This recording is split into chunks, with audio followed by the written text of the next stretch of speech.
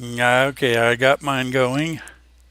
And I got mine going as well. Good evening, ladies and gentlemen. This is episode 23 of Arknolia and the Doctor's Music Memories program.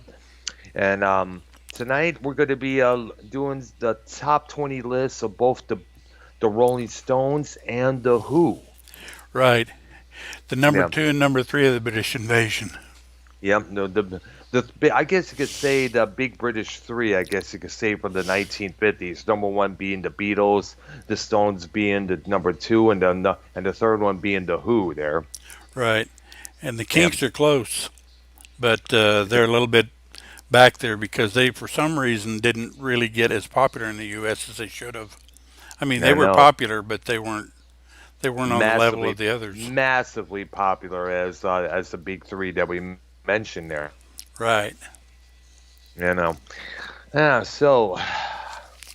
And later, of course, later on, towards the end of the program, there's a little something I wanted to discuss that I was reading online last night, when I was out and about there. And it concerns a well-known reality celebrity out there, divorcing her husband because to keep, well, basically, it was for the sake of her children and for her own sanity. And we'll get to that subject later on this evening there. Right. But go ahead and you could start off your list there, Okay. Arknolia, with I was thinking about starting with the Stones because uh, yes, it, my favorite of the two is the Who, oh and I yeah, wanted to start with the Stones and then go to the Who. yeah, and I would have to say, if there was a bid, I would pick two out of the three would be the Beatles and the Who because the Beatles when they first started out they were like very raunchy. And Right. who continued to be raunchy year after year after year. They Exactly. became even more raunchy in the 1970s there. Yeah. Yeah. And in fact, I remember saying this on a couple of programs ago that it's safe to say that the Who were probably one of the first punk rock bands out there. Yeah. And in a way, heavy metal, but not Yeah, to the extent of heavy metal. They were yeah, kind of a but semi pre. A lot of these groups were kind of precursors for what became heavy uh, metal, right. The Who were there, the Yardbirds the kind hard of, rock. but the um, Yardbirds were more of a psychedelic band. Yeah, and fits to say that without the Stones, bands like Guns N' Roses would not exist. Probably not. See, that's the Yeah, thing about these early bands that people say, "Oh, I don't like them; they're old." Well, if it wasn't for them, your bands wouldn't be there. yeah, So, think about that and remember that's a lot of times they kind of come from the. It's all progressive. It's just like we were talking about classical big band and all that. Without all of yeah, that, we wouldn't have had the '60s. So, it all kind of flows, and that's why it's yeah, important to know a little bit about all of it. yeah. What up, the redneck in the chat here? If you want to come on the program later on, feel free to. We'll add you in. Yeah. Basically, I've got top 20 of the early Stones and top 20 of the later Stones. And on the Who, I got top 15 of the early and the later. Yes, and But I'll get started with the early Stones. I got number 20, a song called Surprise, Surprise. hmm That's a pretty decent little song. Well, it wouldn't be if it wasn't on my list. But, I wouldn't put it on my list if I didn't like it. It'd be kind of dumb. yes, Be kind of dumb. Number 19 I got is a song called What a Shame. yes, and what a shame, and almost sounds like "Ain't That a Shame," the Fats Domino song there. Yeah, but they're different. Yeah, very different in titles and in styles, I guess. Yeah. Number 18 I got is Play with Fire, which was a B-side of one of their singles, but I don't remember which one. Yes. Okay, 17 I'm looking for. There it is. Get off my. No, that's not right. Oh, I was gonna say "Get Off of My There it Cloud." I is. guess. Yep. Uh, I'm having trouble reading my writing. Oh wow. Oh, time is on my side. Oh yeah, one of the classics there. That's one of the big ones up there. Yeah, that was a good one too. Well, like I It said. is, played a lot of times at the radio that I remember years back. And number 16, I got Let's Spend the Night Together, which has got its own famous little thing. Yep, We exactly. talked about that in Ed Sullivan. Yeah, I said when they did that song on the Ed Sullivan Show, they had to change the title to "Let's Spend Some Time Together" because this was about a one night stand for what I take it there. Yeah, pretty much. Well, one of the things that music liked to be was ambiguous. Yeah, because it kind of gets played if it's ambiguous. If it's not ambiguous and it's pretty clear back then, it didn't get played. Yes. Okay, number 15, Out of Time.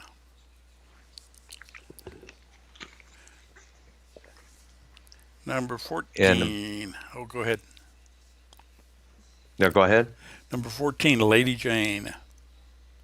Um, and that sounds good. And let me guess, that was about the weed, right? I honestly don't know what that song was about. Yeah, I may be wrong because a lot of time I believe I'm thinking of Mary Jane, but I'm thinking the lady. But you said Lady Jane, I kind of like got the two Right. confused there. Yeah, I don't listen to the hidden meanings in songs. I just listen to them, and if I like them, I like them. And I do listen to the lyrics. Don't get me wrong. I mean, I will listen to the lyrics, but generally speaking, I like a song because of the way it sounds and things of that nature. It's To me, it's just a little more. I don't know. That's kind of what I listen for. I'm not listening for hidden meanings or anything of that nature. I usually don't until I find out about it until Yeah, it was written up in the press, and then I try to find it myself. I say, "Oh, there it is. Now I get it now." yeah. That's kind of what I It's look for in a song more than anything. Number 13, is that where I am? Yeah. As Tears Go By, which actually they wrote it for Marianne Faithfull. She recorded it, and for some reason they felt like, you know what? Uh, let's record it yeah, ourselves. exactly. That's kind of what they did. And said, hey, you know what? Let's do it ourselves. Now, I don't think they released that as a single, but I'm not sure about that. But it did. But it did get played on a lot of radio back in the day. There. Yeah, and then number 15 is Get Off My Cloud. Yeah, yeah, great song. I still hear that. I was earlier on this past weekend when I was at that Goodwill store. One of the things I heard through the loudspeaker was that song. It kind of reminded me when I first started listening to rock and roll radio, and that they were playing all sorts of stuff there, new stuff, old stuff, that stuff, this stuff there. It was a lot more diverse back then, whereas back in the 80s, it was either new wave or hard rock or funk music or this and that. Yeah, and usually in a Goodwill store and anything of that nature, you're generally going to hear old rock and roll. I don't know Yeah, why that is, but that's just what they do. I know. It's like, but then again, it kind of beats the old Value World stores back in around the southeast area of Michigan, where they would play all this adult contemporary stuff from the radio. Right, right. Number 11, I got Heart of Stone. Heart of Stone. I don't think I've heard that one there. Oh, it was a single. All you got to do is Uh, find it, listen to it, and you'll go, oh, yeah, I know that song. all I mean, a right. lot of times that's what you're going to find when you hear a song, you go, I don't remember the song. You listen to it, oh, yeah. I mean, I that's, see. Yeah. yeah. And number 10, I got Tell Me, which was a fairly one of their early big hits.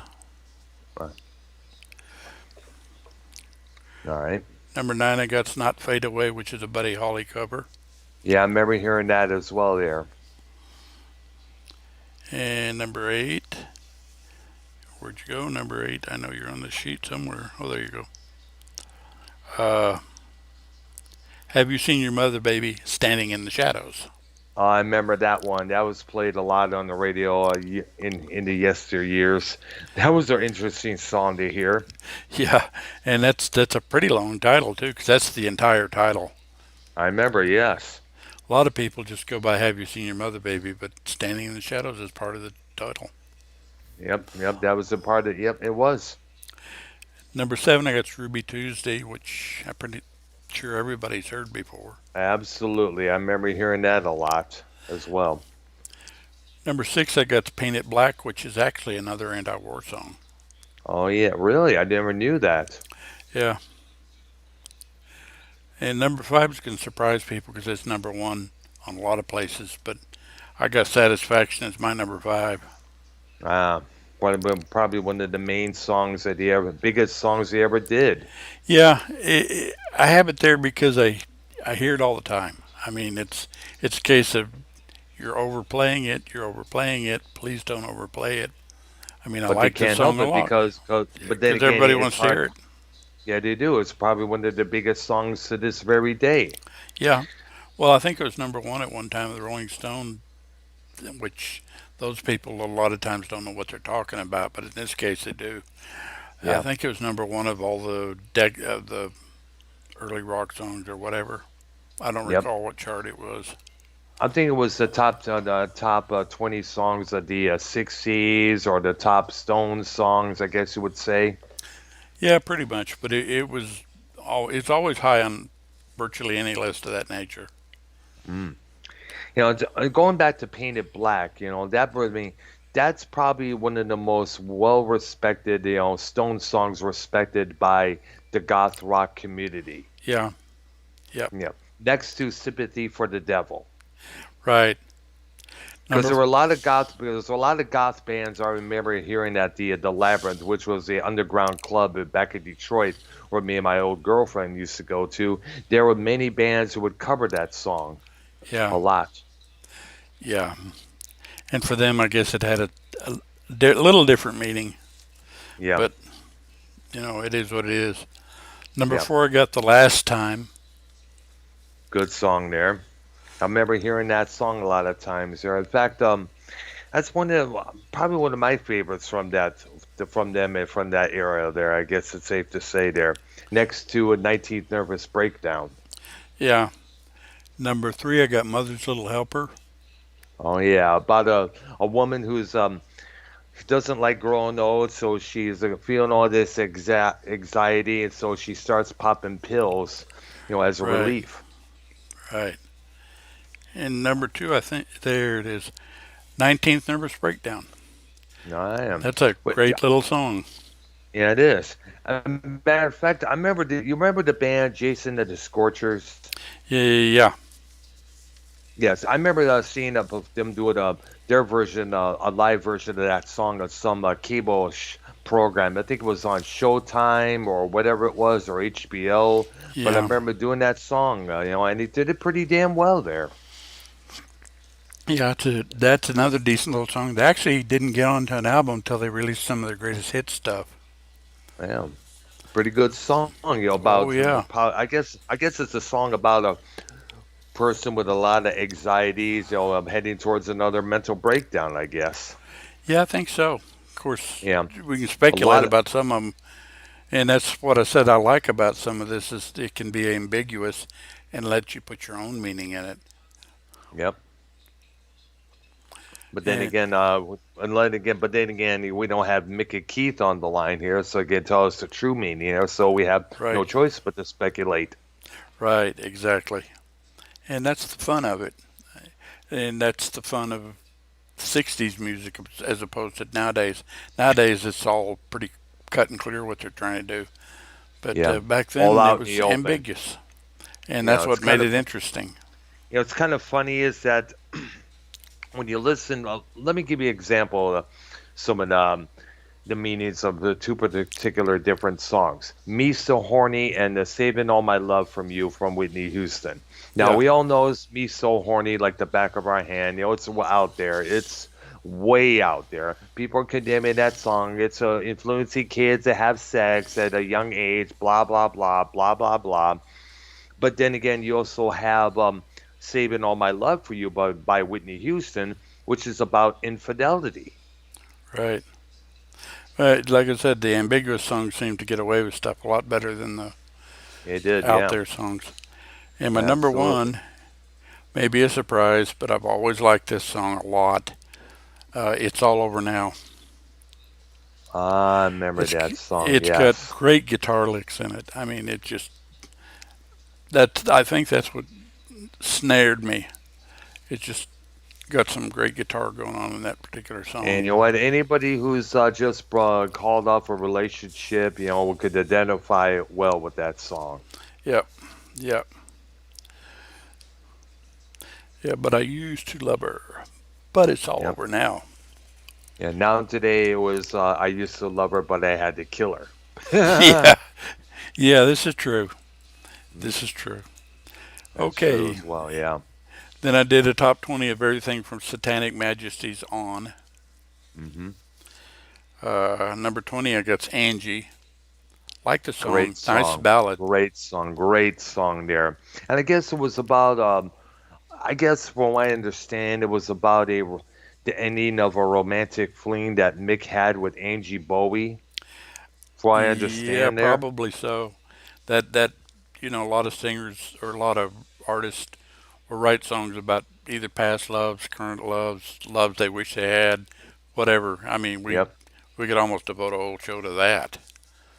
Yeah, we definitely got to talk about that one because God knows how many there were.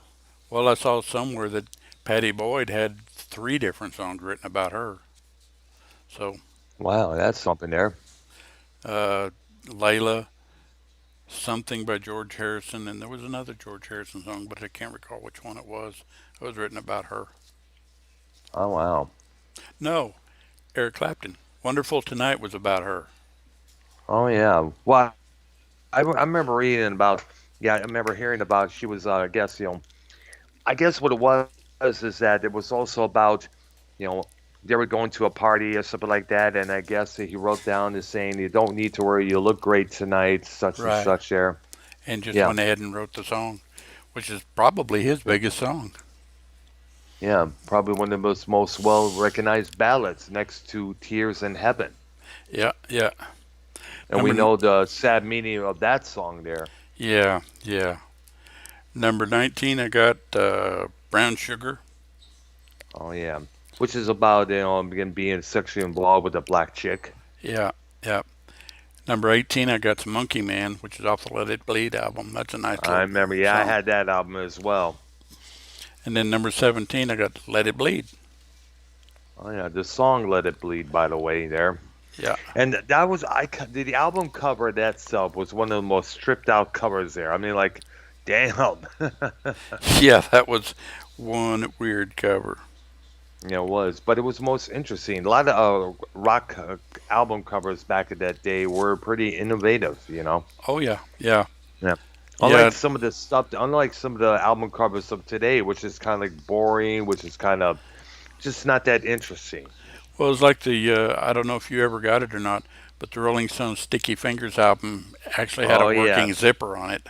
yes, I remember hearing about that. Yes, and I don't know if the when it was reissued on CD or Well, vinyl, but if they actually put an actual new zipper on the reissues there.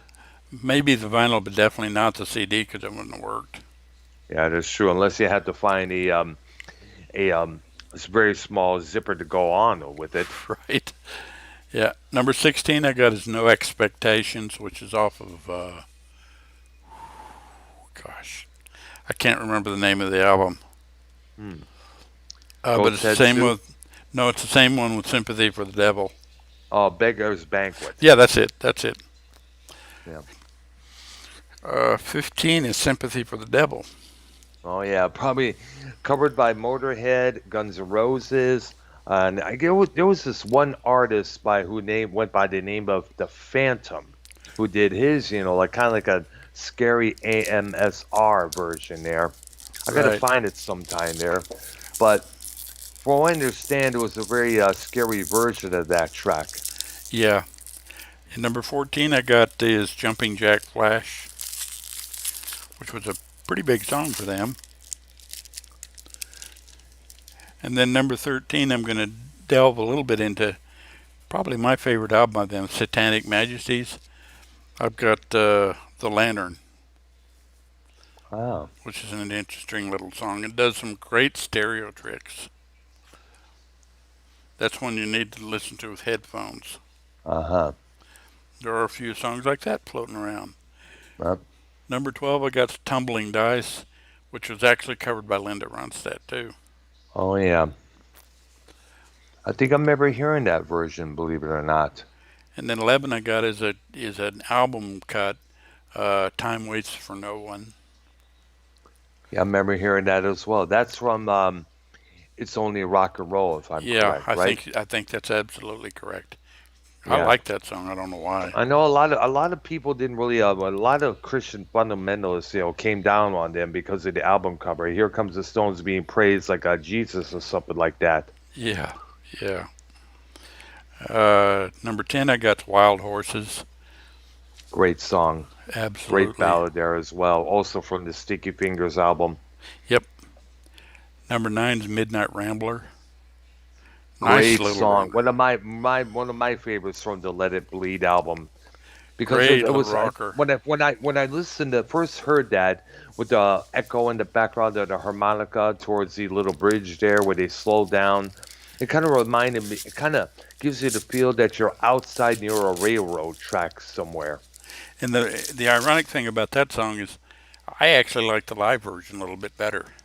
I heard that though from the Get Your Ya-Ya's out album there. Right. I remember hearing that as well. I enjoyed that version as well there. Okay, then where did I leave off? That was number 9. Number 8, Honky Tonk Women. Hmm. Yes, which is a flip side of you can't always get what you want. I had that single. Yeah, and actually that was never put on an album except for one of the greatest hits albums. Ah, because Number that God song later did get played on radio a few times there in classic rock stations. number 7, I got She's a Rainbow, which is also off Satanic Majesties. Nice song there. She comes in colors everywhere. Great. Yep. Yep. Yep. Yep. Number 6, I got 2000 Man, which Kiss covered, but is also off of Satanic Majesties. And Wow. I do prefer the Stones version. That Satanic Majesties album that must have did a lot for a lot of bands later on throughout the years. Yeah. Yeah. It's a lot of people say it was a copy of Sergeant Pepper, but it was only 2 months between the releases, so they might have been influenced, but they didn't copy it by any means. It's kind of funny to me. You kind of mentioned that. You remember the album by Frank Zappa and the Mothers Right. of We're only in Invention it for the called money. "We're Un." Yeah, it was not only a spoof of. It was actually the cover of that album was not only a spoof of Sergeant Pepper of. There's the Rolling Stones album as well because you see on the Stones cover they're kind of like wearing little gowns and stuff like Right. that, like witch gowns, which is what Right. magicians usually wear there. So it has the Zappa and the Mothers wearing all these dresses and shit. And the original album, when it was released, had I don't know what you'd call it, but it's kind of an embossed type cover. It And wasn't, Boss. yeah, it wasn't straight up paper or cardboard or whatever. It, it, Oh, it, it's interesting. If you can find it, you need to take a look at it. one of those hologram, photos. I Yeah, guess it was. exactly. Yeah, I know what you're talking. I know what you're talking about, man. yeah. And number 5 I got is Dandelion, which was another song that was a single that didn't get put on an album. But for some reason, I really like that song. I don't know why. Hmm. Number 4 is Gimme Shelter, which is an iconic song by them. Oh, absolutely. A lot of people came down on it because they thought they were talking about heroin there being the shelter because it's just a shot away. It's just a shot away. Yeah, Grand Funk covered that in real well, I thought. Also, the Sisters of Mercy, one of Britain's most well-respected goth rock bands, they did a version of that song for one of their singles around the early 80s there. I Yeah. remember that being played at the City Club back in Detroit back in the day there. And number 3 for me is You Can't Always Get What You Want. Yep. Which is true. Which is And very true. yeah, number two is off of Sticky Fingers, the little rocker they called "Can't You Hear Me Knocking." I remember that as well. Yeah, it was a rocking song, and then it goes into this jazz, tempo there with the saxophone playing and everything. Yeah, and my number one is off the Satanic Majesties is 2,000 Light Years from Home. To me, that Classic was song. absolutely That was a spacey. absolutely, man. The mellotron on that track was phenomenal. A very good song. Phenomenal on that one there. Absolutely there. One of my favorites there. I was looking at the various covers of Sympathy for the Devil, and there was a lot, man. So that's probably one of the big Stone song that really gets close up there to Yesterday by the Beatles. That covered a lot. I mean, Brian Ferry covered it for one of his solo records. Wow. Guns N' Roses did that song, as I mentioned. Ozzy Osbourne did it for his Undercover album. A band called Freedom Dub did their version. Blood, Sweat, and Tears. David Bryce. Oh, that's right. I Some forgot artists about don't. the Blood, Sweat, and Tears. But yeah, I remember that now. Yes, Motorhead, as I mentioned as well. An industrial group called Liebach did their version there. Andy Taylor, I don't know if it's a guy from, I think it's a guy from Duran Duran. The Thrashing Doves, Ricky Lee Jones. Let's see here. There's about, let's Sounds see like a here. lot of them. Absolutely, man. Buffalo Bob and the Wrinkle Stars, Jackie Robinson, Ian Stewart Donaldson, a group called The Attack, the London Symphony Orchestra, and the Electric Hellfire Club, which is an industrial band featuring a former member of the Thrill Kill cult there. The band Time, um, Def SS, Beelzebubs, Screw, the band Screw, Jailbirds. Let's see here. There's a few more here I got to go through. Damn, son of a bitch, dude. A lot Oh of yeah, them. Taja Seville from the 2003. She was one time a Prince protege, Mm, wow. believe it or not. There. So that song has really that. I guess to say it's up there next to the Beatles yesterday in most covered songs of all time. I guess. Yeah, probably so. And actually, by the Beatles, Michelle used to get covered a lot, and then all of a sudden, people quit covering it for some reason. I don't know why. I don't know why, because it is a good song there. I guess it's about a French gal that Paul met. I guess. I think so, but it's definitely a Paul Yeah, song. You can tell that. definitely yes. No, absolutely. Usually, when the whoever sings the lead on the song is usually the one who wrote it. Right. In That's what I fact, a lot. remember reading and hearing It, in a radio show. yeah, that's only a couple of times that that was not the case. But generally speaking, whoever sang lead wrote it. Unless they got either Ringo to sing his song or George for some reason. But then again, George always sang his songs there. Yeah, yeah. But again, the Stones were an interesting band. I didn't name anything fairly recent, but I do like the stuff. This is just kind of, again, this is my top. So if Yep. anybody disagrees, hey, that's cool. But I'd like to see a list in the comments if anybody's got their list, because it'd be interesting. Because it's nice to kind of compare, and you might Right. have mentioned a song that I forgot. Oh, really? Because that could happen. Wow. Who knows? Yeah. Or I might read your list and go, oh, what was I thinking? I forgot all about that song. Yeah, that's true there. You know what? I'm thinking about this one song that I'm surprised didn't make any of the lists here. It's a song called Food or Cry. Came from an album called Black and Blue there.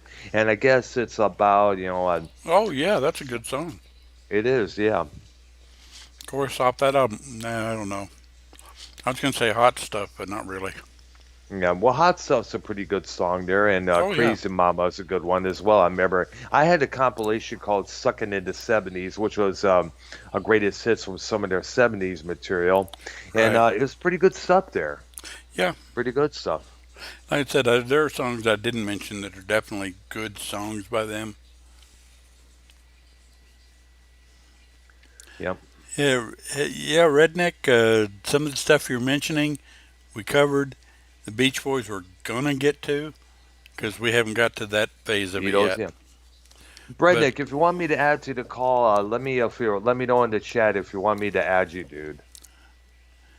yeah, we did top tens and 15s of Elvis, Johnny, Hmm. and the Beatles. So yeah, we did those old shows, but hey, they're still Yeah, relevant. absolutely, man. Okay, next up we had the Who, which All right. I really enjoy a lot. And my first 15 are going to be their early years, which would be Tommy and before. Yep. Number 15 I got is Amazing Journey off of Tommy. Ah. And then number 14 is a album cut, a song called Disguises, which is a pretty neat little song too. Sounds good one there. And number 13 is a Ant Whistle song, but Ant Whistle wrote strange stuff, and I like the song. Wow. It's a song called Whiskey Man. Mm. I remember there was a couple of Entwistle songs that I remember hearing, like it was called 508 from the Who Are You album and the Quiet One from Face Dances there. Oh, You know, and we'll be doing more Ant Whistle on this list. yeah. In fact, number 12 is another. I think Ant Whistle wrote this one. Dr. Jekyll and Mr. Hyde. Wow, that's interesting there. And number 11, I got a song called Call Me Lightning. I don't think I've heard that one before. Remember, these are tracks that are not played on the radio or I'm not Well, aware actually, of. So, that was a single, but I don't think it got played in the States a lot. no, this is the first time I heard of it. So, who knows? And then number 10 is a song we discussed once before, but we'll talk about it again. Pictures of Lily. Uh huh. Yeah, about jerking off, obviously. Yeah. Uh, Neat little song to listen to, though. Mm-hmm. Yep. Gosh, I can imagine imagine going on Pornhub or X Hamster and seeing a music video of some people jerking off to that while that song is playing. Yeah. But the Pictures of Lily made his wife so wonderful, so. Huh. Yep. And number 9's Pinball Wizard. Oh yeah, of course from the Who. Yeah, and that Of course from the Tommy album, meant to say, my bad. and that's got a great opening little guitar thing going on too. Absolutely. Well, on the acoustic guitar that is. Yeah. Number 8's My Generation. Oh And yeah. and again, on that song, I kind of prefer the live version off of Live Leads because I'm they never hearing that. really rock with that one. And they include a couple other things with it from Tommy, Yes. Amazing Journey and See Me, Feel Me. Yep. I mean, that's probably one of the biggest songs. That was probably the ultimate anti-aging song. Yep, Basically what it was, what I understand, Townsend was driving this car that he had just purchased. They got a snobby look from some elderly woman who drove next to him at a stoplight, and I guess that pissed him off. So what he did is, I guess he wrote that song as an FU to that person who did that to him. yeah, yeah. And then number 7 I got is Happy Jack. Great. So, you ever saw the video? Well, it wasn't called a video back then, but it was like it's called video now. But if you ever saw the original footage of that song where they're trying to break into a safe there and just goofing around at the same time. Yeah, it's a cute. Well, I say cute, but I don't mean cute. It's a neat little song. Yeah, it is. It's kind of funny there. Yeah, number 6 I got I Can't Explain. Yep. Number 5 Magic Bus, which Oh again yeah. I prefer the The live live. version of Live at Absolutely. Leeds. Same here, man. Same here. The live version from Live at Leeds had a lot more aggression added to it there. Right, right.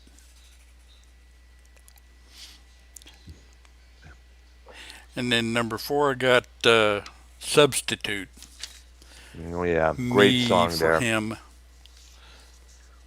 Which is I guess is Townsend calling out some woman who was trying to get this guy to get him to be a substitute for another man that she was involved with, I guess. Yeah. Number three, I'm back to Ant Whistle. Yep. But this is another neat little song to me. Boris the Spider. Oh yeah, we know that song just as well there. Just something about that song that really appeals to me. Yeah. Number two, I got We're Not Gonna Take It. See Me, Feel Me, whatever.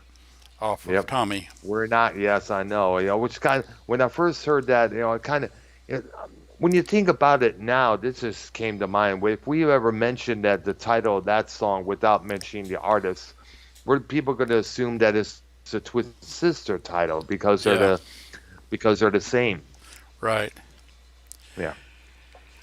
And then my number one song, and I've always liked it. I don't know why when it first came out, because it's just got that driving guitar in it. Is I Can See for Miles. Oh yeah, I remember hearing that. It's just an awesome driving guitar in that song. It was. Yeah, see, we're Redneck Woods updating his Skype. Well, that might take some time. I know there. I go ahead there. I didn't say anything. Okay, yeah, because I brought up this little article, and when you're done with your list here, I want to bring touch up on some of the regarding Keith Moon here, and some of that adultery said about him on the Howard Stern show that possibly that Keith Moon may have had autism, which kind of explained all the crazy shit that he did throughout the years with the Who there up until his death. Oh, yeah, that makes sense to me. Yeah. All right. Now, Go the ahead. later years, excuse me, the later years, After Tommy, of course, right. when we reached the 1970s. Number 15, I got a song called Sister Disco. From Who Are You? I remember that. And that was a pretty damn good song there. I Yeah, like that one there, yeah, Goodbye Sister Disco. which I guess was a anti-disco song. I guess it was. Yeah, and there's a few of those floating around that are interesting. In fact, one that comes to mind just off the top of my head was one called Disco Phony by Sweet. Um, can't It's stand that pain disco in my music. head. You know what? I remember hearing a commercial for one of their albums, which that song was featured on, and this was back in 1979. I guess the album was called "A Cut Above the Rest," and they were playing tracks from it on in this commercial. It's the new album, "A Cut Above the Rest" by Sweet, and I remember the line, "Can't stand that disco music." Pain in my head. Pain in my head. Yeah, Yep, I like that absolutely. song. I know, yeah. Which is pretty much how the rock and roll genre felt about disco music at that time. Oh, yeah. Well, Because you remember that thing that happened at that ba- what was it, baseball stadium where they took all these disco records and they blew them all up. oh, yeah, Bill Veck in Chicago. Yeah, and in fact, all the people, and of course, all the disco artists and appreciators, like, oh, it's such a hateful thing to do. Well, here's the thing. There were some disco songs that were pretty cool there, but the rest were just, mixing oil with water. And you got to Right, think about this. A lot of rock bands that were playing the nightclub circuit had to be take a back seat to this disco music out there. And the same thing happened with the electronica techno pop stuff like the Human League and Heaven 17 and the right. early Ministry when it came out. Bands like Twisted Sister they even stated that club owners had to push them aside for these particular groups because that was the thing that was trending at that time. Yeah. Number 14, I got Who Are You, which is Great. also the theme for one of the CSIs. CSIs, I think it was, yeah. Well, it fits to say that I think it was CS. for the Miami one. I think no, I think it was in Miami was won't be food again. I think I may think I've been the original CSI if I was clear about that. Okay, that could be. It wouldn't surprise me. I just know Yeah. that one was one was the other. And it fits to say that CSI has the CSI franchise definitely put a new spectrum on the Who's music when you really look at it. Right, right. You know, if I had my choice, I would take the original footage from the "Who Are You" video and mix it in with scenes from the original CSI or whichever CSI that was the song for, Right. and I would mix all the footages together, edit them on bit by bit, this scene going to the band in the studio, this scene going to this particular this scene from the series there, it would be a good setup there. And I would also go for the album version, Yeah. the album version, because the one in the original video was an edited version there. Yeah, and that's one of the things again, which is a good idea for us to stress, is when we name these songs, look for the album versions because the single versions are cut up. Yeah, absolutely, which always pissed me off, man. Yeah, almost always prefer the album versions. Yeah, because you get a lot more out of it, that's for sure. Well, it has the whole meaning of the song, not just parts of it. Yeah, which by the way, another good example of this, the album version of Twilight Zone by Golden Earring. Yeah, the album version's like about 7 minutes long, I believe, I believe so. and the other version's somewhat shorter. And it's kind Yeah, of like the video and the single version there. yeah, and it's kind of like their Radar Love. The Yeah, single version's absolutely. cut. I remember hearing that at the old Kroger that I used to work at back in Richmond, Michigan in the early 2000s. Yeah. Number 13 is Summertime Blues off of Live It Leads. Absolutely. Well, probably. Another Um. rocker. Oh yeah, another one which was done pure justice. Yep. Number 12, I got off the same album, is a song called Shakin' All Over, which is The Guess actually, Who? The guess, Guess Who? right. They Yeah, the covered, Guess Who cover there. Yeah, another good one there. I guess it fits to say that if there was a top 10 for live albums, most definitely Live at Leeds would probably be in the top three for me. well, pretty easily, yeah. Another one that would be in the top two or three for me would be Pink Floyd Pulse. Yeah. You know what? I gotta check. I've listened to a couple of tracks from that album as well. Actually, you watch the videos, those will blow you away. The show they put on is incredible. In fact, Yeah, one no. recommendation I'll make right now is look for Comfortably Numb off the Pulse tour. Watch that Yes. video because most people will tell you that the solo that David Gilmour does, the second solo, is Yes. possibly the best guitar solo ever, especially I gotta. live. Absolutely. Credit to Gilmore. Absolute credit him because even though he's not a shredder, he can make that guitar of his sing like a bird. I mean, you listen to it and you're just awed by what he does with it. And Abs- like you said, he's not shredding, he's not diddling, he's just playing great music. Playing from out of his heart. Like I said, making it sing. Right. Absolutely, which he does pretty damn well. Oh yeah. Number 11, I got The Real Me, which is off of Quadrophenia. Quadrophenia, yeah. Which I remember Wasp, the LA hair metal band, covered on one of their albums. Yeah. Yeah. Number 10, I got Pure and Easy, which was off actually originally Pete Townsend's Project Lighthouse, but it's Ah, released as who's next? yeah, it's an added cut to Who's Next. But On the reissue version. that's a great little song too. All right. 9, back to Entwistle. It's off of Who's Next, My Wife. Hmm. Interesting. I don't know, that's just a neat little song, just like he does. Ah.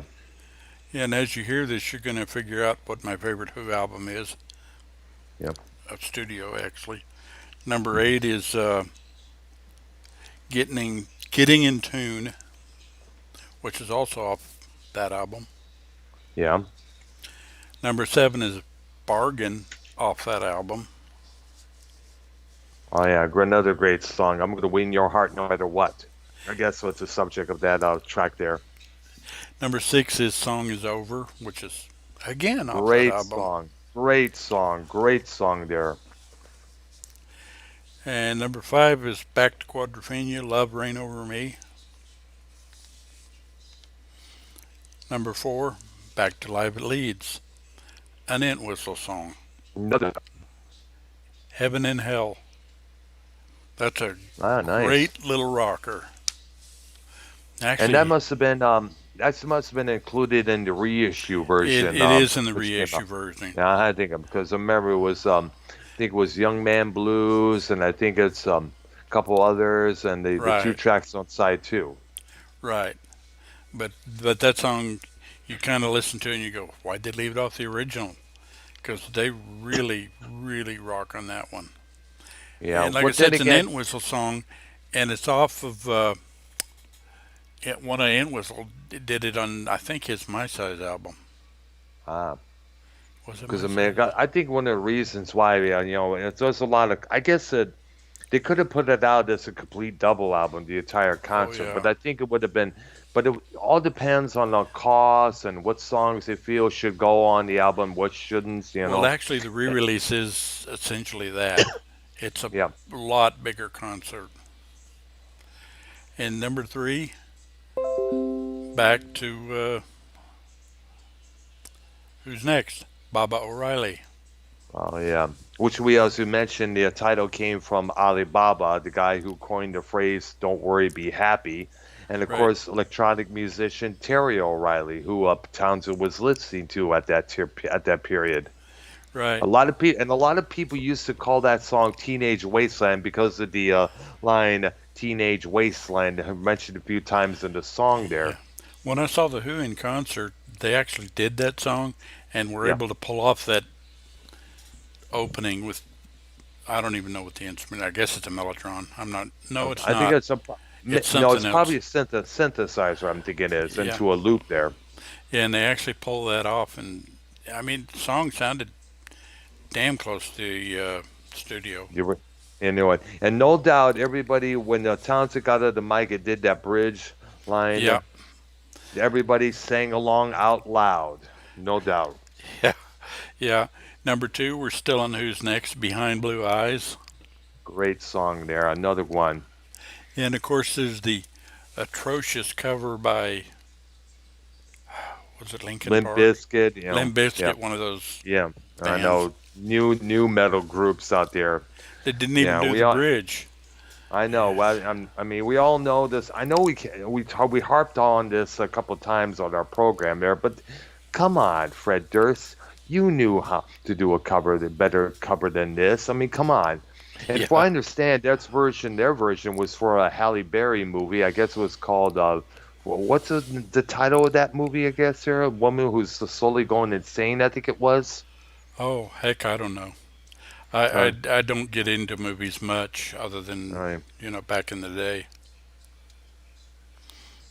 when I used to be able to go to the theater easily. hmm And my number 1 song is hmm off of Who's Next. Yes. Won't Get Fooled Again.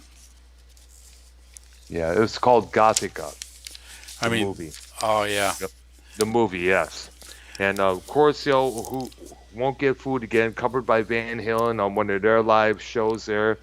And of course, the theme song for CSI Miami, right, right. Yeah, probably now one that of I've been the thinking about it, I think you're absolutely right. I think it's Miami's Won't Get Fooled Again, yeah, and the one in Las Vegas is Who Are You? And yeah. I'm sure the New York one used a song, but I have no idea what because I never saw that series. Yeah. And I Redneck's saw the right. He says Temptations had some great songs. Oh, yes, they did. they did, yeah. A couple of them. Papa was a Rolling Stone. Oh, that was You a know, fantastic song. And again, absolutely, the album version, it's about 6 minutes long and a lot better. yeah. And plus, just my imagination running away with me with, of course, the Stones covered for Some Girls, their album there. And of course, their biggest one was My Girl. Absolutely. Which you remember Daryl Hall and John Oates got David Ruffin and Eddie Hendricks to do at the Live at Apollo Theater that album one time, and I guess it was a video footage of that, if I understand. Probably. There's some YouTube videos that I've seen a few of that apparently Daryl Hall has some kind of restaurant or something that he invited various artists to, and they would jam. And I've Yeah, seen some of those, and they're actually pretty good. yeah. Now this is something I wanted to get into pretty much here.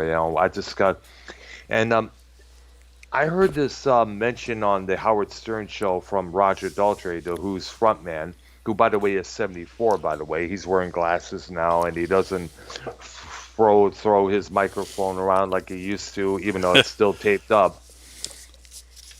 Yeah, Now, there's a whole lot according of to things he doesn't do anymore, I'm sure. yeah, absolutely there, and you don't see Townsend smashing any of his guitars anymore. No, You know, I guess they fell out of that stage there. You got to remember, it's kind of hard to see a 70-year-old man, bust a guitar like a 28-year-old. oh, yeah, absolutely. Yep. Now, this is something I but it was kind of. Now, many people would ask, what the fuck was up with Keith Moon? Why was he so crazy? What was he so whacked out about? Was it the drugs? Was it this? Or was it that? Well, apparently, according to Roger Daltrey, and he mentioned this on the Howard Stern show, that Keith Moon had autism. And people, anybody who knows an autistic relative or a friend of theirs, they've been known to do some really whacked out shit there. I know there was the kind where you just, do stupid stuff out of the blue there, where there's, get on a TV show and pull down your pants and reveal himself to everybody in all crowd there. Yeah. But, you know, And the blowing up thing on the Smothers Brothers. oh yeah, his drum kit there, which by the way, I guess I'm pretty much Townsend, Daltrey, and a couple other and Entwistle must have back there in the corner said, "Thanks, you fucked up my hearing." Yeah, in fact, I believe Townsend, that's part of his hearing problem. Yeah, I know it was, and he's often said that the drummer was terrifying. He said that Moon's drinking and drug use meant he often expected him to drop dead. Yeah, yeah, because he definitely overdid it. Not overdid. I mean, like apparently what it was is that he took too much pills that he knew very little about. Right. And apparently this, he had, you know, he was a heavy drinker as well. In fact, there was some outtakes of the "Who Are You" album cover, and a lot of times, some of the photos were not used. Was who revealing his big pop belly Yeah. because he did a lot of drinking there. Yeah, it's probably the reason he sat behind that chair that was ironic. Absolutely there. You know, he's now Dolce revealed that he and Pete Townsend were shocked when he found out that Moon did die at age 32. It was a booze and drug session at his London flat in 78. He could make you laugh, Daltrey said, until your sides would hurt. You would have to leave the room because you couldn't laugh anymore when he go off on one of his little things there. I don't know what it's called here. He had a language way beyond his education. He became a kind of like a Noel Coward, Kit Lambert kind of character, incredibly eloquent and posh. Yeah. I mean, he did a lot of crazy ass shit there. And there was a good reason why all the hotels that they checked into were afraid of him. Yeah, because he tore him up. Absolutely there. I remember Alice Cooper telling this one story, crazy story about him, trapped in this hotel room, and he was able to get the hotel manager to help him. Interesting. Yep. And Moon, according to Daltrey, had no fear whatsoever. And in fact, but his brushes with death made it a lot more of a shock when he did die, believe it or not. Yeah, that brush didn't apparently work. Yeah, apparently it was, yeah. I guess you could say, people say, oh, Jim Morrison lived on the edge. Fuck that. Keith Moon did that. Oh, yeah. Morrison kind of lived on a controlled edge. Yeah. Keith Moon was just all out there, and his drumming just as well. Yeah, that's what made his drumming so interesting. Because technically he wasn't a great drummer, but he was actually a great drummer because of what he did, not his technical skills. Well, his the way he would describe, or way to describe his drumming would be a ad lib in here, ad lib in there. He was one of the few drummers who very rarely used the hi hat. He Yeah, often used the ride cymbal a lot more than he used that. yeah, he was an interesting drummer, let's say. And there'll never be another one. That all the three great drummers are no longer with us, and that's the thing that bums all the drummers out there. Yeah, Because we lost Neil Peart, we lost John Bonham, and we lost Keith Moon. and you can actually add Ginger Baker to that list. And Ginger Baker, he was another good one as well. Yeah, And isn't Cozy Powell dead? yes, he did. Yeah, he was another great drummer. He worked with Tony Iommi's version of Black Sabbath, Rainbow, White Snake, and I guess a couple others as well. Yeah, a lot of people consider him one of the top drummers out there He too. was, yeah, he was. But yeah, in my mind, John Bonham was number one. But Yeah, that's my own opinion. because according to Barack Obama, he played like his damn life depended on it. Yeah, which is probably true. Absolutely, Yeah. absolutely. This might be a Okay. this might be a good time to mention that the next time we do this, which of course depends on your schedule, Uh huh. we're going to get back into our journey, Yes. and we're going to on the first one we're going to do basically surf, hot rod, and instrumentals mainly of the '60s. Yeah. We'll have a top Bands like the Ventures.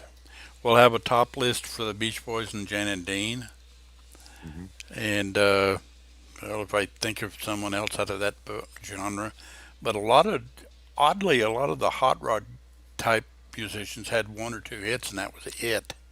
Yeah, Uh, the ones like the Beach Boys that did surf and hot rod that's and true other there. things, they went beyond surf and hot rod because Yeah, they obviously did. they covered pretty much whatever they felt like covering. They Yeah, were they they did. were kind of an all encompassing band, and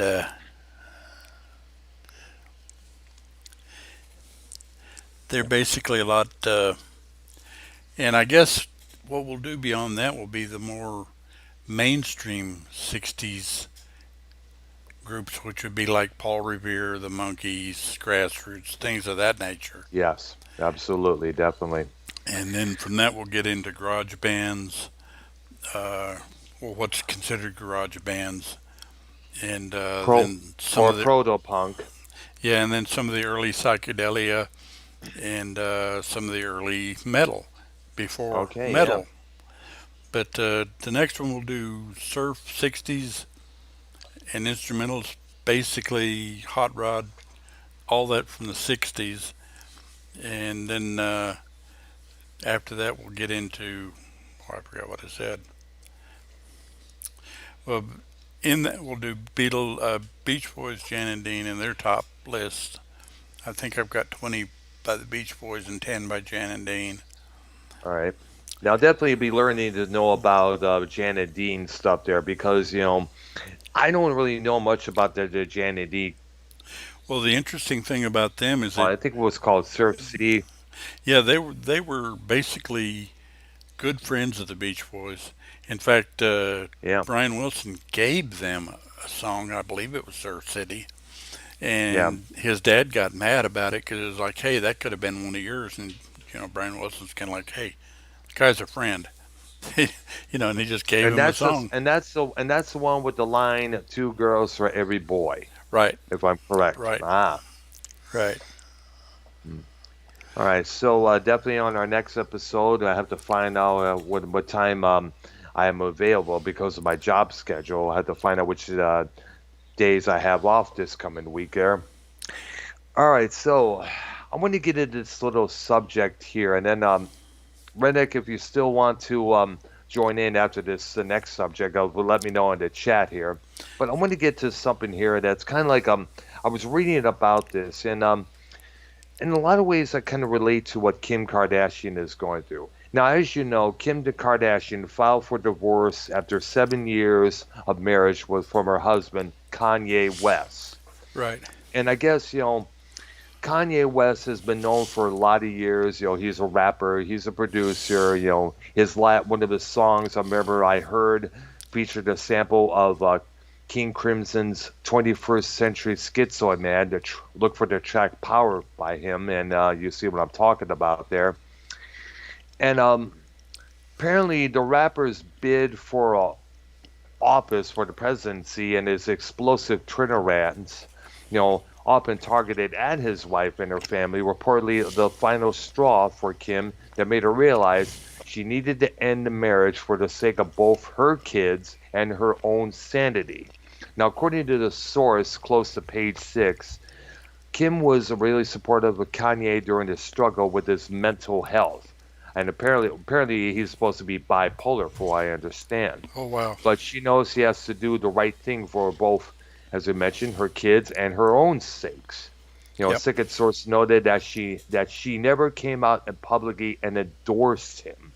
Her silence on those matters spoke very high volumes. Now, we all know Kanye has done a lot of crazy and said a lot of crazy shit throughout the years. Oh, yeah. We cannot forget the time that during a European video awards show, some group from England won the best video for this song, which the name escapes me. Kanye gets on there. It's like, my video is a lot better. My video has a Pamela Anderson. He just bum rushed the stage, just took over, started ranting and raving. I was like, was he expected to win or what? Well, he did the same thing in an American one with Taylor Swift. Yeah, Taylor Swift. Yeah, he got tons and tons of heat for that, man. I mean, like, even beyond, he was sticking up for Beyonce. Beyonce's like, oh my gosh, are you kidding me? In fact, a lot of people were upset at him. You couldn't help feel bad for Taylor Swift because she was when you look at it, she was humiliated. I mean, that was a very humiliating move. Oh, yeah. And I'm sure on an episode of Saturday Night Live, which she was the guest host, her boyfriend at that time, Taylor Lautner, I guess, the one of the stars of the Twilight Saga, he was doing some kickboxing to this figure, I guess, with Kanye's face plastered over it. I guess it was a direct shot at him for what he had did. Yeah. And when I'm talking about Kanye, I'm talking about that's what the hip hop press often and the radio used to refer to him as back in the day. It's like Chris Brown is Chris Breezy and all that shit there. Right. Yeah.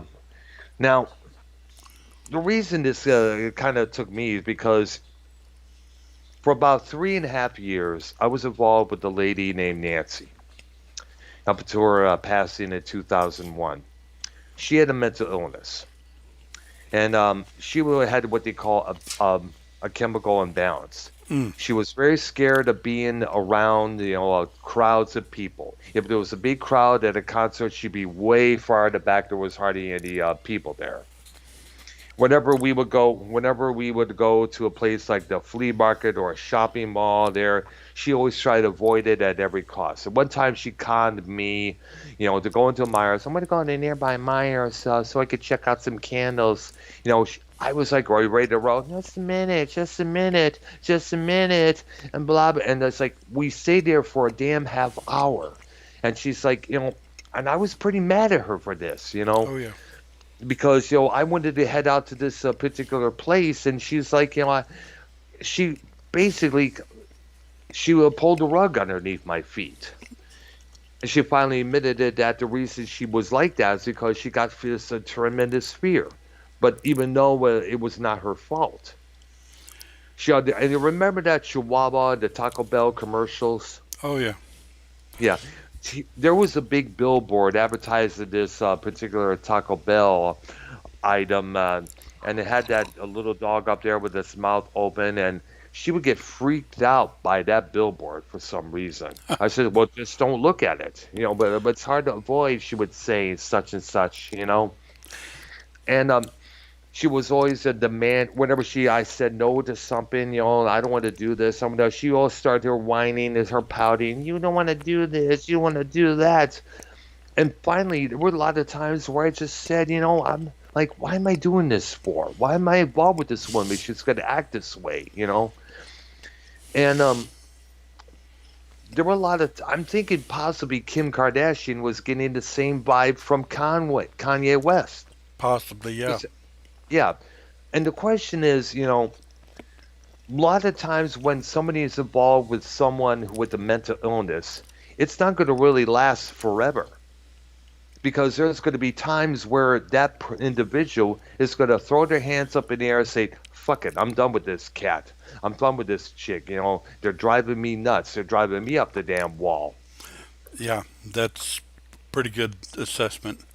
And the question I want to ask anybody out there is, and Redneck, if you still want to be as I said, if you still want to be on Well, the he said something about program, giving let him a me know and call. I'll add you to the call. He said Want something you want to about give him a giving him a call? call. Yeah, let's give him a call. Okay, I will there. Okay, let's do this here. Okay, and while you're doing that, oh Mm-hmm. gosh, next subject. Hey, Uh-huh. well, don't And the really have. que- and I'm, Go ahead. okay, so they should be calling him right now. And the thing that bothers me is that, coming from my experience with Nancy, and I'm sure a couple of people out there are experiencing this, have experienced the same thing. You're going to be like, I can't handle this. I mean, like, has anybody out there been involved with someone with a mental illness, whether it's just romantically or a friendship wise? Well, kind of technically right now, um, my mother's 90, Mm-hmm. and she's a good, coherent person at one time, but something happened that has affected her mind. She's got Wow. dementia and Dementia, Alzheimer's, dementia. My mom had the and same she thing. she does stuff that just kind of like, what? I know. I've been through the same route myself, man. You know, And one this was minute after everything's Nancy fine, died. and the next minute everything's like, you know, Bonkers. yeah, What up? totally. Yeah. So what's up, Um, Redneck? oh, not a whole lot. Just been busy plowing all day. Doing So, work in with your thing at your farm there, right? plowing people's driveways I see. and The Yeah. snow companies thing, and yeah, businesses. the snow thing. Yeah, Yeah. We're Yeah. not make that that familiar extra with beer snow. pizza money. Yeah, we're Make not that that pizza familiar with money. snow. Yeah. We don't So see a yeah. lot of I snow. Yeah, I wanted. I asked a Minnesota Vikings fan if he wanted to come on tonight's program and be a part of our discussion there, but he said he had a lot of shit to do, and probably him. I guess him and Super Bowl Hunter are kind of occupied right now. And I was looking forward to getting other people on this program, whether it's Joe Cronin, Fama Ken, possibly Tommy at 2010. Yeah, just basically kind of Yeah. contribute a little bit to because I don't want to do all the lists by myself. Yeah, yeah. I feel bad. I don't really come up with any Oh, list, yeah. but I work my ass off. And last night when I tried to come up with the top 20 Hmm. of Beatles songs, it's hard to signify which one to put on which because they're all damn good. Well, that's the whole thing. It's just kind of like Oh, yeah. at that particular moment, how do I feel? It's not Yeah, and necessarily because I Mhm. could make those lists up again a week from now, and they'll be pretty much different. Not totally, yeah, but yeah. Yeah. Like the weekend before when I was doing my top five Moody Blues albums. I was like, oh shit, I forgot every good boy deserves favor. So we made it into a top six list there. yeah, because it's Oh, okay. sometimes, like I said, anybody listening to my list, you might hear a song and say, "How come you didn't mention that song?" Well, maybe I I didn't know. mention it because I didn't think of it. Yeah, I know. That's the problem I usually have. Right. It's like son of a bitch. So that's why I don't really There's do so lists many. of my own.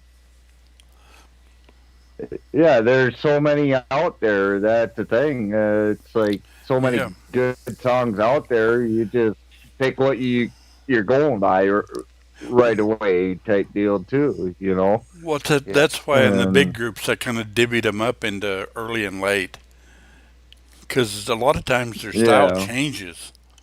Yeah. So they're kind of like different songs. But I guess everyone noticed on my Who list that I pretty much had almost all of Oh Who's yeah, the last in my Who. top, Who's next in my top 10. I think my top 5 were off that album. Yeah. It's easy to tell that's Yeah. my favorite Who album. All right. Oh, Yeah. I love all the 70s, 60s, even in the 50s, all the rock out there. To me, I'm not.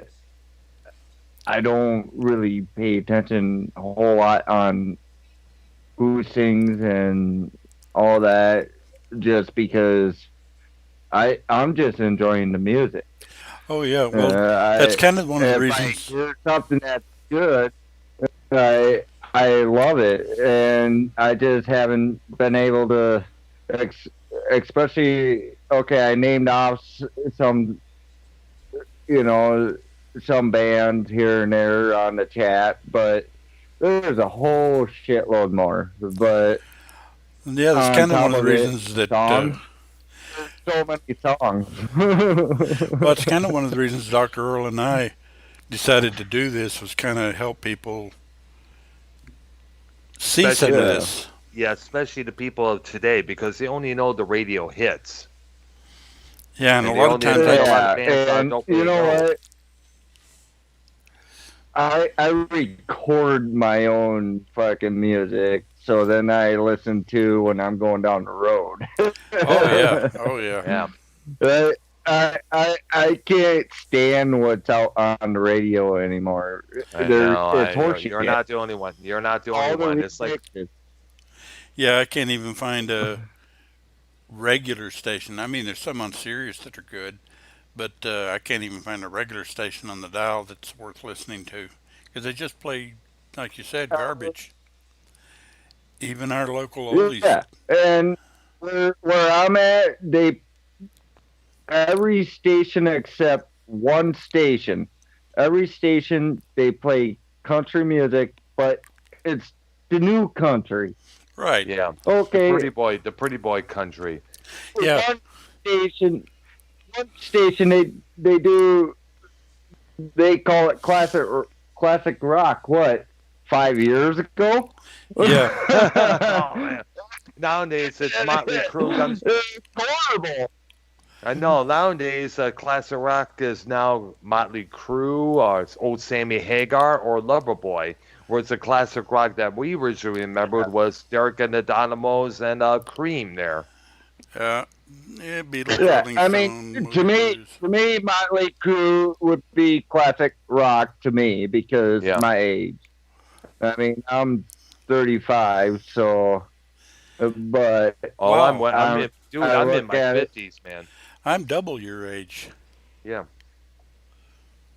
I look at it though. I have an old soul, so I love my older music though versus from the early 90s. I mean, I love the early 90s to all the way back to the 50s. I love that. Anything else Yep. nowadays, fuck. You know. Might as well shit on it. Yeah. Yeah. Yeah. It's horrible. I, it's disgusting. It's like, Well, no. it's corporate music basically. I mean, Yeah. they're just basically whatever they think the kids are going to buy. Right, yeah. It's that assumption out there. Let's put it out there. Who cares that the lyrics are meaningless? If it sells, it sells. That's the main thing there. Yeah, a Yeah, 13-year-old girl doesn't care. it's all Yep. corporation. And I I hated the first time I heard was it god damn I oh Knock Knock on Heaven's Door from a Guns. gal singing it. And I'm sitting there, oh, fuck no. Yeah. Which gal? No, no, no, Which gal? no. Which gal was it? Which gal you talking about? I, I can't, I don't know her name offhand, but I do have it on an iPod that literally I played Knock Knock Heaven's Door, the original, and By Bob Dylan. honestly, Yeah, Dylan's his classic. huh? Well, actually, Yeah. Eric Clapton does a pretty good version Yeah, of it. Bob Dylan. Oh God, yeah, yeah. But it's just a matter of who literally this girl. I mean, literally, she even on my iPod. She says she's only like 17 at the time, Uh, and I got to do more research on that because I've been kind of skipping through whatever because once she is like, oh, this is knock knock on heaven's door, my version, and I'm like, oh, skip. it's kind of like She announced it. it's kind of like Madonna covering American Pie. Oh What? God, that yes, I remember that. Right. That was horrible, horrible. That was, oh God, Yeah, can you do any worse? that is Oh bad. God, but then again, we already discussed worse earlier on. Yeah, that was the thing about. I mentioned earlier. I didn't know if you heard it or not. Actually, last episode, I think it was Faith Hill covering "Piece of My Heart" by Janis Joplin. It's like, Oh gosh. what? It's a horrible What's his version. face, Phil? No, wait, it was a country Oh, singer, but who's the one that was married to McGraw? That is Faith Hill. That's her. Oh, I think it yeah, was yep. her. I guess, yeah. It was a country female artist, Yeah. and I don't know them that well, but one of Well, them covered "Piece of My Heart," and I'd heard that, and it was like, oh, you're singing it like it's, I don't know, like it's some kind of bouncy little ballad. It's not what that song is. No, yeah. no. All right. The only one. The Okay, only. you know the. Oh, go ahead, And Doctor. well, the thing is, the only one I did about who did came close to the original was Melissa Etheridge, and that was on the TV show I remember seeing back around 93, 94 there. Yeah, I mean that's a song that, well, we talked about where you can hear the emotion, Yep. and in that song, the Yep. way she sings it, there's just a ton of emotion in that song, and Yep. it's pretty hard to cover it. It's kind of like Who's Lennon. that? It's kind of like Lennon doing "Mother." Whenever you hear that song, you can just hear the emotion and The anger, the anguish, upset Yep. in this. the anguish in his voice when he sings that song. Yeah. Just the absolute pain. Well, like, um, I mean, that drove me nuts with Knock Knock on Heaven's Door. That Yeah. girl doing. I'll figure out who it is. I didn't really look on iPod because it's hooked up to stereo. So I think it was Uh, Faith Hill because she's married to, as you mentioned, to Tim Graw, so I'm thinking it's her definitely. It might have been her that covered that song. I don't yeah. remember, Yeah. but it was a country artist. I just don't remember which one. Let me look there for you. And how about all the remixes on other country songs? A I'm lot of the sorry. remixes are bad too. Yeah. How about mile marker 203? We sure hate to break down here with Trace Atkins and the original songs from was it from Sheryl Crow? No, not Hey. Sheryl Crow, but God, the original song came from a gal, and next thing he did a remake on that himself back in the early '90s, Yeah. and I mean, And I'd rather listen to him sing it than the gal because Yeah. I by the have way, troubles with height.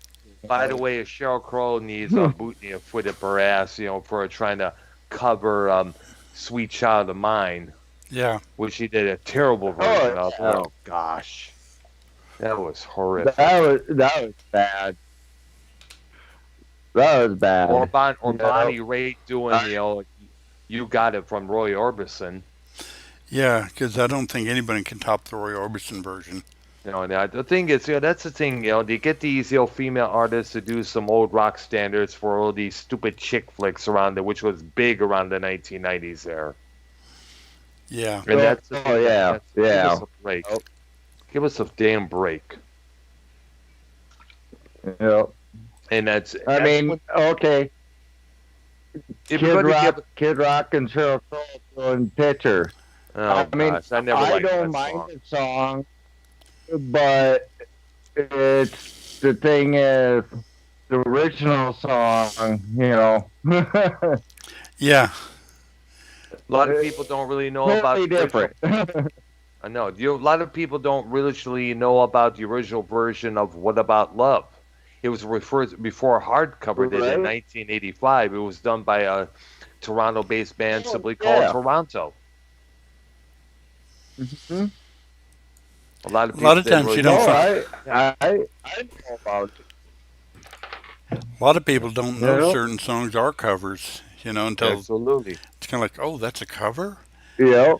Yeah. The same thing with Nirvana doing "The Man Who Sold the World," the David Bowie song there. Yeah. And by the way, it was Yep. indeed Faith Hill who did her somewhat version of "Piece of My Heart." Like I said, it sounds like it's just she's singing words on a piece of paper. It's Taylor Swift did a lot of shit. Well, it's basically, as I pointed it out last night, her voice was kind of nicey, where Joplin was like a lot. yeah, and that's Mm. what needed to be for that song. Absolutely. I Yeah. mean, they're just songs that certain people should sing, no one else should touch. Absolutely there. And that's the thing. But then again, record companies often get the artists to do these covers, just to see if they could get the audience's attention there, blah, blah, blah, and all that Right. jazz there. Right. Yeah. Yep. And then if Yeah. you're going to do it and cover Well, either, nowadays it's all. Go ahead. yeah, Right. nowadays the way I look at a cover song, well, actually, this is always the way I look at a cover song, was either innovate on it, make it your own, improve on it, or at least be like it.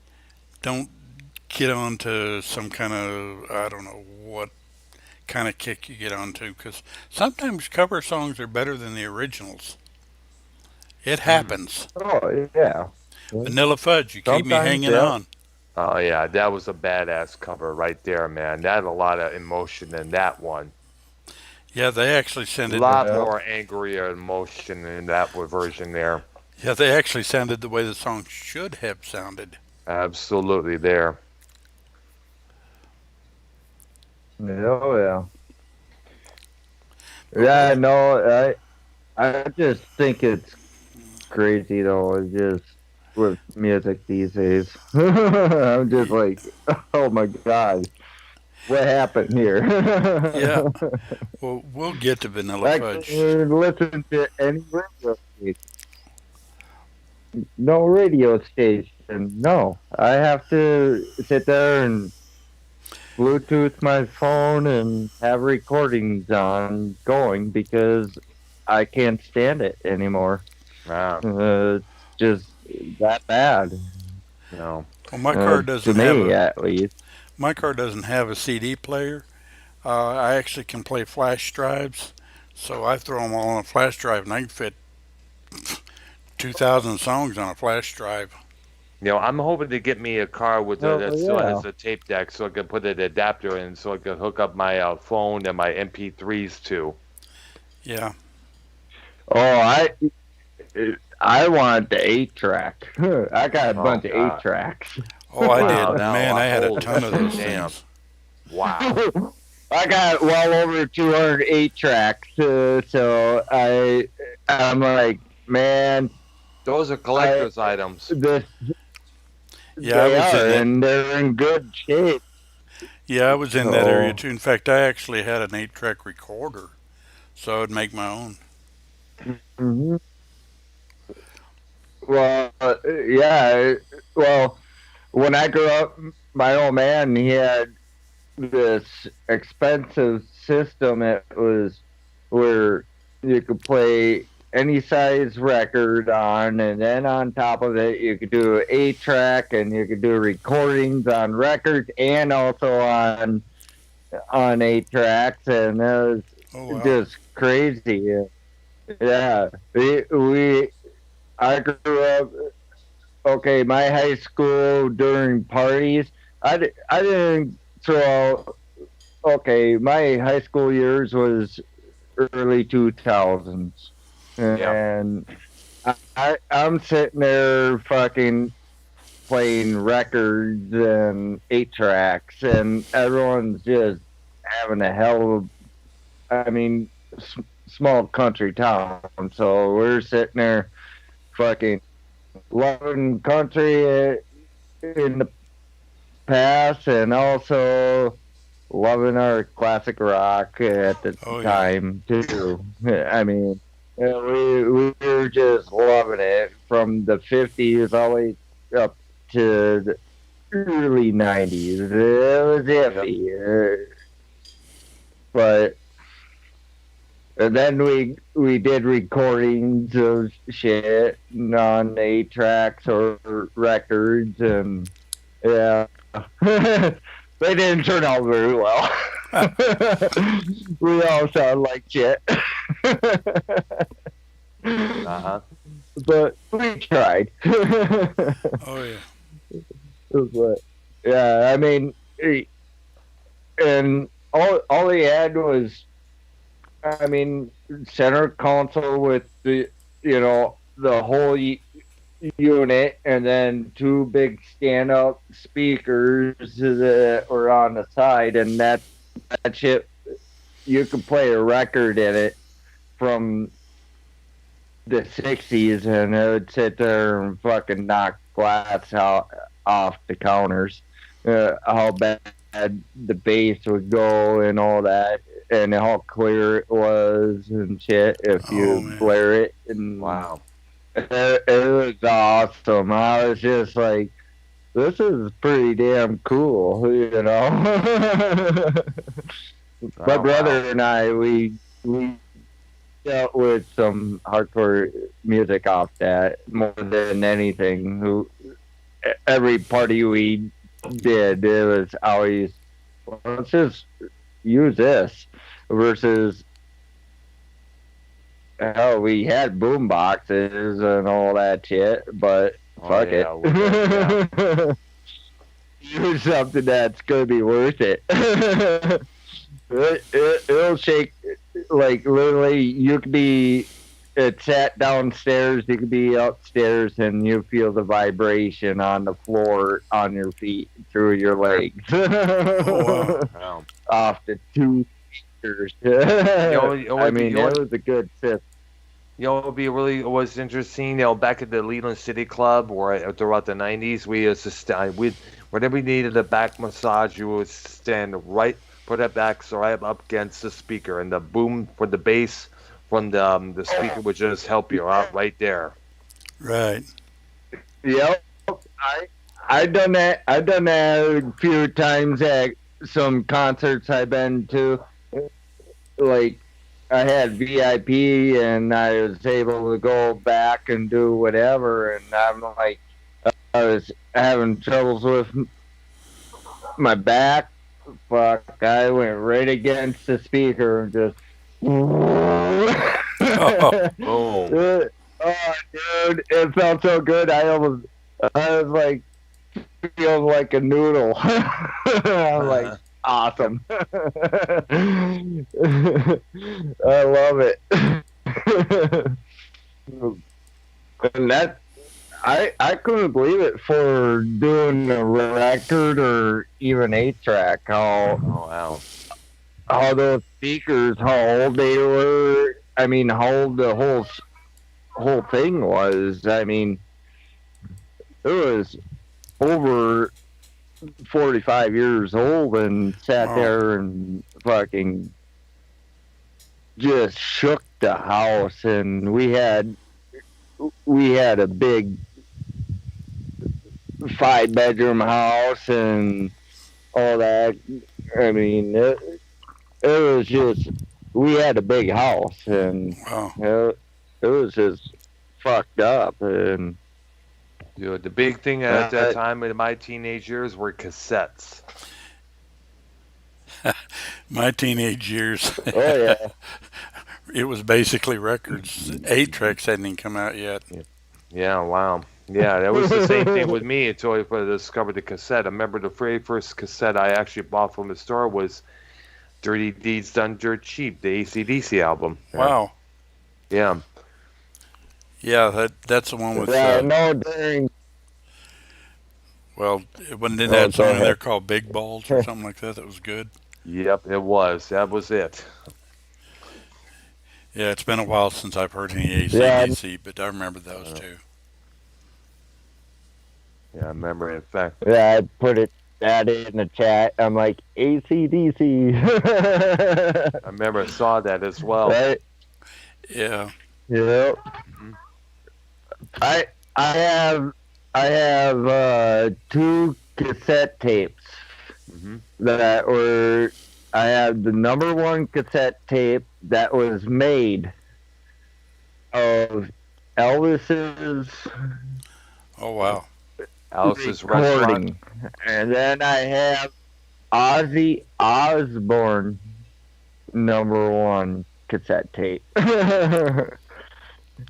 And I'm sitting there like, yep, that's sitting there. I uh, I could put them in cassette player, and yep, just like a cassette tape, it works great, clear as day and everything, and no messed up or anything. Even after sitting, I just sit there like, yeah, I want to listen to this. Uh-huh. A year later, boom, put it in. Yeah, I do. I dealt with a lot of cassette tapes Uh-huh. growing up, Nice. and then CD was late '90s. Yeah, I think it's My right. first CD. Yeah. I didn't even have a CD player at that time. Yeah, I'm sitting there like, what am I gonna do?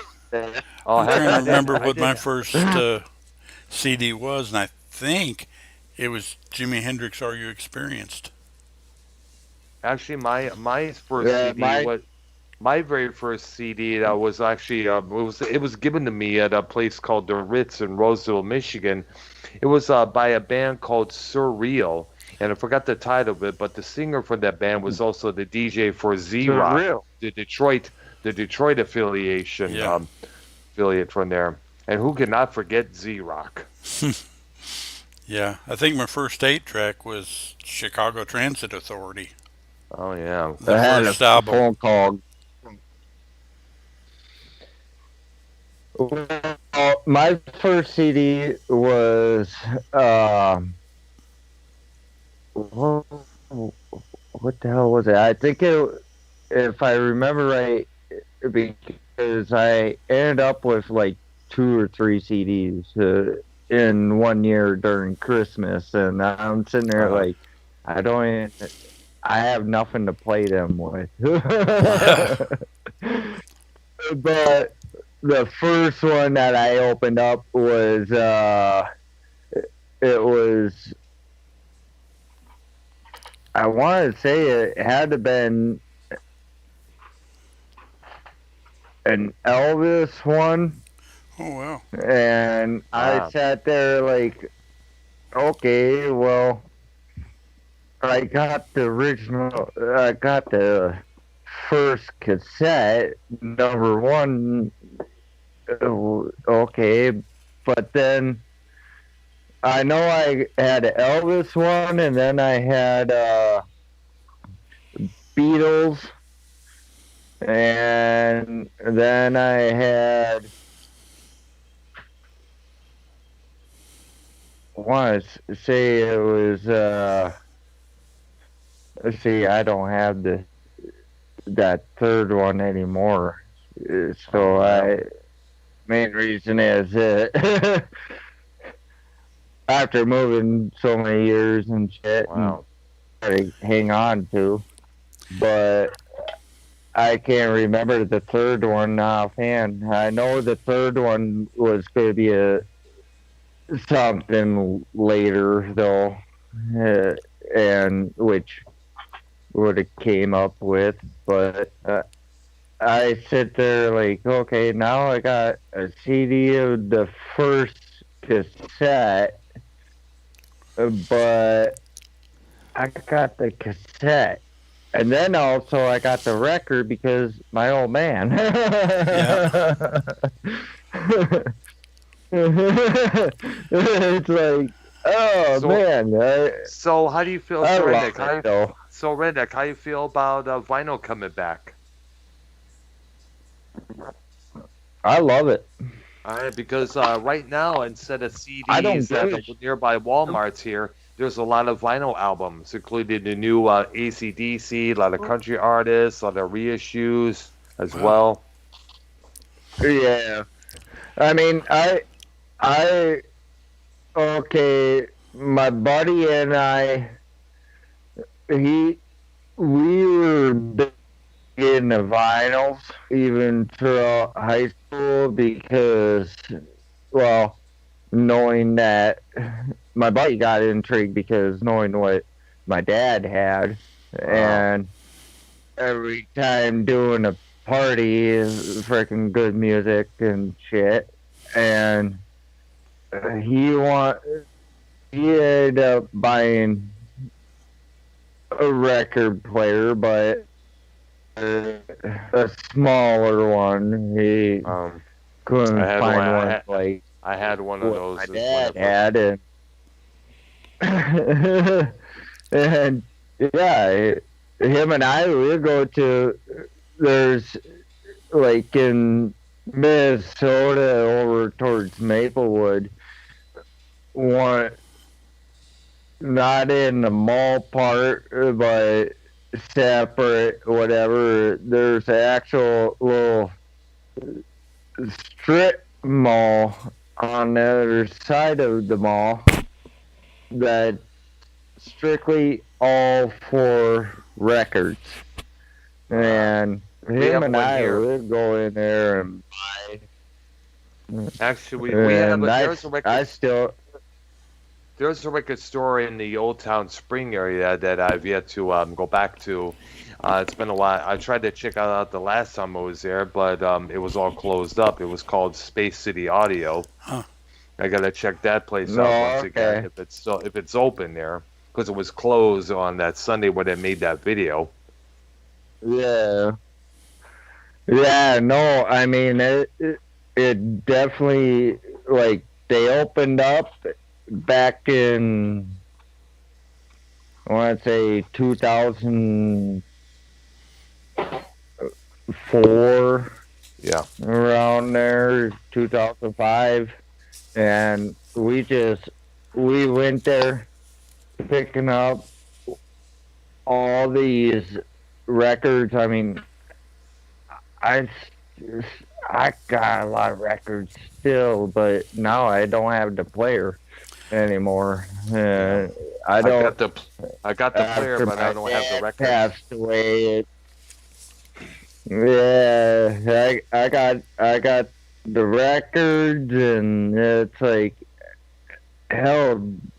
They were selling them so cheap. I mean, even shit that should be worth a lot of money, like $50 or $75, they're selling for $2 or $3, and I'm like, fuck. I know this is the number one fucking record for this and that and all that. So uh, I I I know what's good and stuff, and so did my buddy, and yeah, we got him cheap as hell. So he's got records, I got records. He's got a small little player, but it's a newer player, and I'm sitting there like, fuck. I I wish I had my dad's player, but what happened towards the end? Yeah. Well, just before my dad passed away, like 3 years beforehand, he had a flood situation and the damn thing got wrecked. Wow. So Wow, man. yeah, nice. I mean, for years the damn thing worked. Never had to do a damn thing to it. It just worked every time. No tuning or anything. It was awesome. And it was just like, yep, a flood took it. And I'm Oh, like, wow. fuck, I want to find that same system, but I can't find it anywhere. Wow. I can't find it. And Maybe you should look on before I Google. play records, oh, I've been searching. I've been searching for 10 years since my dad passed away. So Wow. yeah, I've been searching because Maybe. I want that record. You know, the record player, cassette tape, and everything. You could. It's a combo setup, and you could do whatever you want. Record and the speakers alone sit there and fucking. I don't get it. Fucking. They're only about. I would say three, almost 3 feet high on height, Mm. and then they're about a foot and a half wide. Just two speakers that originally came with this record station all the way. I mean, he paid $600 for the whole thing back in the '60s, so early '60s. So that's a lot of money. $600 early '60s for someone that was Yeah. dealing with college. Well, middle college and a college type deal. Yeah. But yeah, that it was crazy. I sit there like I wish I could find the same system before I play these records because they're not gonna on my buddy with his newer record player. Yeah.